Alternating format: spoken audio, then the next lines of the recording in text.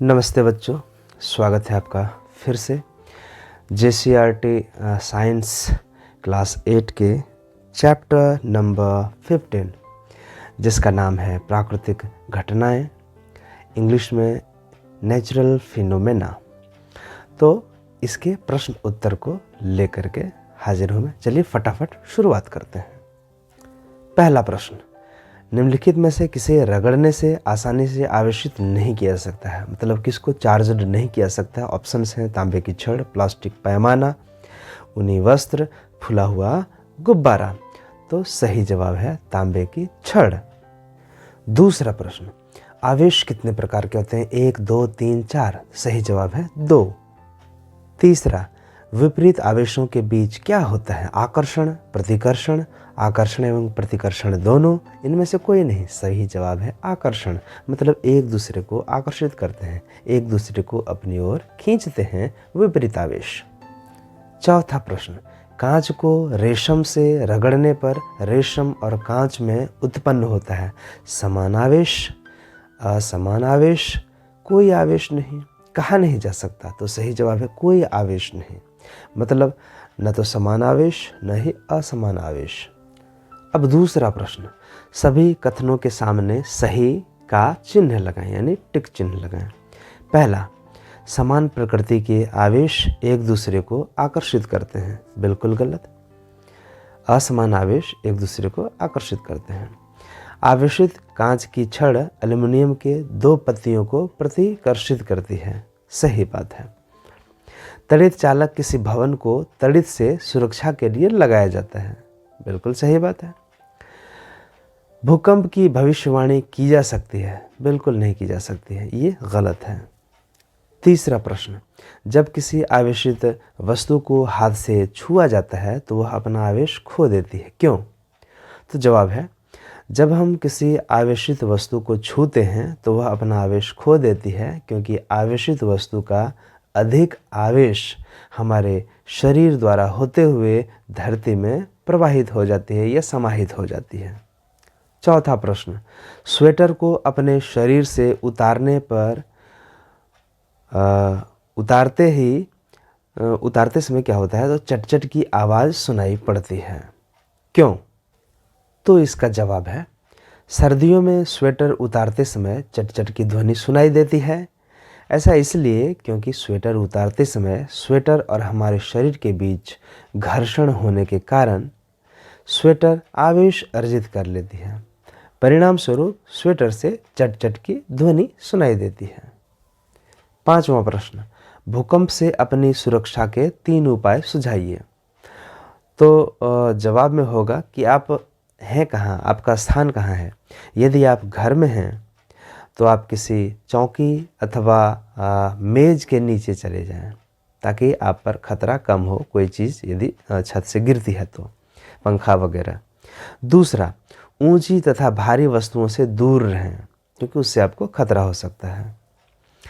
तीसरा, यदि आप बिस्तर पर हों तो तकिया से अपना सिर ढक लीजिए, क्योंकि सिर कुचलने से ज़्यादा खतरा होता है। चौथा, दरवाजे के चौखट के नीचे चले जाएं, क्योंकि चौखट में मजबूती होती है, ऐसा कोई भारी वस्तु गिरने पर वो आपके शरीर को बचा सकती है। दूसरी स्थिति है, यदि आप घर से बाहर हैं तो क्या करें? पहला है, भवनों, वृक्षों और विद्युत खंभों से दूर रहें, ठीक है, इसमें ज़्यादा खतरा होता है। खुले मैदान में लेट जाएं या बैठ जाएं, क्योंकि आप खड़े रहेंगे तो आपको गिरने का चांस है। तीसरा, यदि आप बस या कार में हैं तो बाहर नहीं निकलें, ठीक है, गाड़ी खड़ी कर दें। छठा प्रश्न है, भारत के उन 3 राज्यों की सूची बनाइए जहां भूकंपों के झटके की संभावना ज़्यादा रहती है। तो जवाब है कश्मीर, राजस्थान, गुजरात। इन इलाकों में ज़्यादा भूकंप के झटके की संभावना रहती है। 7वां प्रश्न है, भूकंप लेखी क्या है? चित्र सहित वर्णन करिए।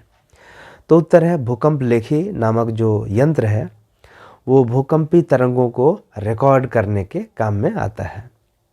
इसमें एक लोलक मतलब झूलने वाला सामान होता है।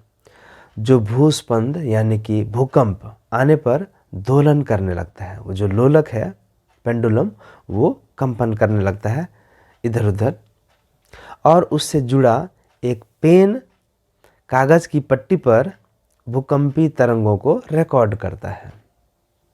ठीक है, कि कितनी मात्रा तक जो है वो लोलक जो है वो दोलन कर रहा है या कंपन कर रहा है। तैयार ग्राफ से भूकंप की क्षति पहुंचा सकने की क्षमता का अनुमान भी लगाया जा सकता है। आप देखिए जो चित्र है कुछ सिंपल सा इस तरह आप बना सकते हैं, ध्यान से देख सकते हैं। देखिए एक टेक यानी कि एक खंभा लगा हुआ है, और ये क्या है, ये पूरा खंभा है, ये भी खंभे से सीध में क्षैतिज रेखा में लगाया हुआ दूसरा समझिए सपोर्ट है। इसके बाद यहाँ से एक डोरी लगी हुई है, देख सकते हैं नीचे की तरफ, और यहाँ पे लोलक लगा हुआ है, और लोलक का ये गोलक है, मैंने पेंडुलम का ये गोला है, और ये चुंबक से ऐसा इसलिए किया हुआ है ताकि वो इधर उधर नहीं जाए। ठीक है, अब जो है यहाँ पे पेन है लगा हुआ, देख सकते हैं इस जगह पे पेन है, देख सकते हैं यहाँ पे पेन है, कलम है, ये क्या करता है, और यहाँ नीचे में कागज़ लगा हुआ है। इस कागज़ पे लोलक जब पेंडुलम जब इधर उधर हिलता है, इधर इधर हिलता है, ठीक है, या ऐसे भी हिले, तो वो कागज़ पर रेखाएं खींच देता है, माने आड़े तिरछे दाएं बाएं करके। तो जितना ज़्यादा ऊंचा नीचा दाएं बाएं जितना ज़्यादा आयाम होगा उतना ज़्यादा भयानक या ज़्यादा कंपन वाला भूकंप आएगा। समझ गए। यहाँ पे आपको एक घूर्णी ड्रम दिख रहा होगा, ये ड्रम, इसी ड्रम पर कागज़ जो है चार्ट पेपर लपेटा हुआ रहता है। वो घूर्णी ड्रम जो है वो घूमता है तो पूरे चार्ट पेपर पर वह जो है रेखाएं खींच देता है कि किस समय में भूकंप जो है कितनी देर बाद या कितनी दूरी के बाद, कितने डिस्टेंस के बाद जो है वो भूकंप ज़्यादा होगा या कम होगा। समझ गए। तो ये एक भूकंप लेखी यंत्र है, भूकंप मापी यंत्र है, जो कि भूकंप को मापने का काम, रिकॉर्ड करने का काम करता है। अब 8वां प्रश्न, तड़ित के समय हमें कौन कौन सी सावधानियां बरतनी चाहिए।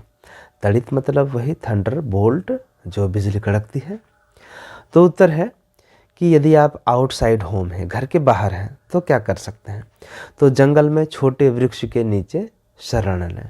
जवाब है कि ऊंचे वृक्ष के नीचे क्यों नहीं, क्योंकि जब बिजली कड़केगी तो वह पहले किसे अपने कवर में लेगी, तो जो ऊंची बिल्डिंग है, जो ऊंचे खंभे हैं, जो ऊंचे पेड़ हैं। ठीक है, इसलिए हमें यदि आसपास बड़े बड़े पेड़ हों और छोटे भी पेड़ हों तो हमें छोटे वृक्ष के नीचे ही शरण लेनी चाहिए ताकि खतरा कम हो। दूसरा, खुले मैदान में पेड़ से काफ़ी दूर खड़े रहें। यदि खुले मैदान में हैं तो पेड़ के पास बिल्कुल नहीं रहें, क्योंकि जो भी ऊंची चीज़ होती है उसको पहले वो अपने कवर में लेता है। तीसरा है, खुले मैदान, ऊंचे वृक्ष, ऊंचे स्थान, पार्क में न रहें। चौथा है, ज़मीन पर न लेटें। ठीक है, क्योंकि जब बिजली कड़कती है तो ज़मीन में वो समाहित होती है, समावेश हो जाती है। ज़मीन पर न लेटें बल्कि ज़मीन पर सिमट कर इस प्रकार बैठें ताकि आपका हाथ बीच में रहे। ठीक है, तो किस तरह, तो आप फोटो भी देख सकते हैं। ये देखिए फोटो, यहाँ जो इंसान है, ये इंसान ये किस तरह बैठा है, मतलब अपने शरीर के क्षेत्रफल को वह कम कर दिया है ताकि जो बिजली का झटका है वो कम से कम लगे। मतलब उकड़ू हो करके बैठना है, खड़े हो करके नहीं रहना है, न ही ज़मीन पर लेटना है। इस तरह उकड़ू हमें बैठ जाना है जब भी बिजली कड़के, ताकि आपके शरीर का क्षेत्रफल कम हो जाए।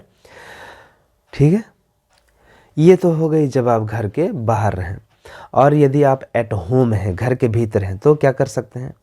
तो टेलीफोन के तारों, बिजली के तारों और धातु की जो छड़ें हैं या फिर पाइप को तड़ित झंझा के समय स्पर्श नहीं करना चाहिए, टच नहीं करना चाहिए, क्योंकि आपको बिजली के झटके लगने की संभावना है।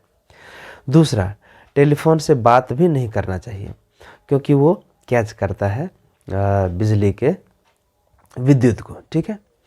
बहते जल में नहाना भी नहीं चाहिए, क्योंकि आप जानते हैं बहते जल में आप नहा रहे हो तो उसमें तो लवण होते हैं, उससे आपको झटके अधिक लग सकते हैं।